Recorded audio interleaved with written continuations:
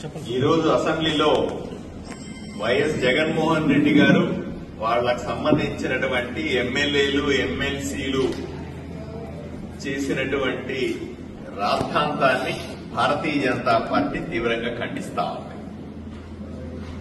వాళ్లు అనర్హత వేటు తప్పించుకోవడానికి ఈ రోజు అసెంబ్లీకి వచ్చారే తప్ప అసెంబ్లీలోకి వచ్చి ప్రజల సమస్యలు ప్రశ్నిద్దామనే ఆలోచన వీళ్ళకేమీ లేదు. పోనీ అనర్హత తప్పించుకోవడానికి ఒక రోజన్నా వచ్చి పోతే సరిపోతుందని వచ్చినారు, మంచిదే. కానీ వాళ్ళ వ్యవహరించిన తీరు తీవ్ర అభ్యంతరకరం. ఎందుకంటే గవర్నర్ గారు ఈ రోజు తన ప్రసంగాన్ని ఇస్తా ఉన్నారు. ఉమ్మడి సభలకు సంబంధించిన సభ్యులను ఉద్దేశించి మాట్లాడుతున్న సందర్భంలో వీళ్లు గొడవ చేయాలని ప్రయత్నం చేయడం, పేపర్లు చించి విసరడం అన్నది ప్రజాస్వామ్యంలో ఇది మంచి పద్ధతి కాదని మేము భావిస్తాం. పోనీ వీళ్ళ డిమాండ్లు ఏమన్నా ప్రజల వైపు నుంచి ఏమైనా డిమాండ్లు ఉన్నాయా అంటే అవి కూడా ఏమి లేవు. మాకు ప్రతిపక్ష హోదా ఇవ్వండి, మమ్మల్ని మాట్లాడనివ్వండి, మాకు మైకులు ఇవ్వండి. ఈ ప్రతిపక్ష హోదా వాళ్ళకు పదవి కావాలని చెప్పి గట్టిగా గొడవ చేసి అసెంబ్లీలో రాద్ధాంతం సృష్టించారు తప్ప అంతకు మించి వీళ్ళకి ఎటువంటి కూడా ప్రజల పట్ల బాధ్యత లేదు అనే విషయాన్ని తెలుస్తాం. పోనీ పూర్తి అసెంబ్లీ సమావేశం అంతా కూర్చొని మాట్లాడినారంటే అది కూడా లేదు. కేవలం అంటే 10 నిమిషాలు మేము అసెంబ్లీకి వచ్చాము అని హాజరు వేసుకోవడానికి ఆ 10 నిమిషాల సమయాన్ని కేటాయించుకొని ఊకుమ్మడిగా వచ్చారు. అట్లాగే 10 నిమిషాలు అవుతే అందరూ సైకిల్ చేసుకుని ఊకుమ్మడిగా పోయినారు.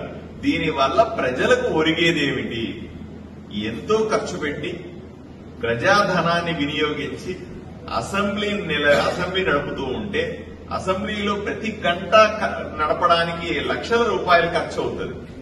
ఇంత విలువైన సమయాన్ని వృధా చేయడానికి వచ్చినటువంటి వైఎస్ఆర్సీపీ సభ్యులు కానీ, ఎమ్మెల్యేలు కానీ, ఎమ్మెల్సీలు కానీ, జగన్మోహన్ రెడ్డి గారు కానీ పూర్తిగా ప్రజా సమస్యల్ని మాట్లాడడంలో విఫలమైనారు. వీళ్లు ప్రజలకు ఉపయోగపడరు అనే విషయాన్ని మేము గట్టిగా నమ్ముతా ఉన్నాం. కేవలం వీళ్ళకి కావాల్సినటువంటి హోదాలు, వీళ్ళకి కావాల్సిన ప్రతిపక్ష సీటు తప్ప, ప్రతిపక్షాలుగా గుర్తించబడటం తప్ప ప్రజల సమస్యలు వీళ్ళకు పట్టవు అని పలుసార్లు మేము చెప్పాం. మీ వైఎస్ఆర్సీపీ సభ్యులకు కానీ, జగన్మోహన్ రెడ్డి గారికి కానీ ఏదైనా సమస్య ఉంటే లేదా ప్రజల గురించి ఏదైనా చెప్పాలనుకుంటే అసెంబ్లీకి వచ్చి చెప్పండి. లేదా ప్రభుత్వం వైపు నుంచి ఏదైనా తప్పులు జరుగుతూ ఉంటే మీరు అసెంబ్లీలో మాట్లాడండి, ఈ వేదికగా ఉపయోగించుకోండి అని చెప్పాం. అవన్నీ ఏం పట్టించుకోండి.